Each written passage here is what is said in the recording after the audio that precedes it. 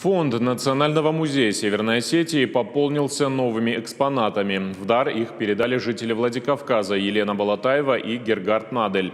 Религиозная и светская литература на иврите конца 19-го, начала 20 века, а также уникальный документ 1818 года – разрешение на жительство в Тульчине Подольской губернии.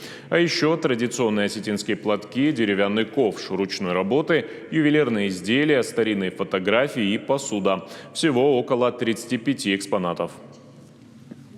Эти предметы будут им служить примером того, как люди жили, как они сами творили. Потому что, например, вот ковш, который я передала в музей, его вырезал мой родственник в 1915 году. Худжи его звали.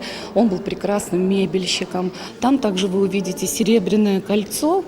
Это сделал мой дедушка, хотя мой дедушка к ювелирному искусству никакого отношения не имел. Он был учителем, пел рабхаковцем, также был директором школы в Ходе. И поэтому тогда не было средств, и из монеты, из серебряной, из рубля, он сам сделал вот это вот кольцо. Для истории нашей республики, нашего народа и для музея, конечно, это очень интересные и ценные экспонаты. Хочется поблагодарить тех людей, которые понимают ценность предметов, документов. Очень часто, к сожалению, старые фотографии люди выбрасывают.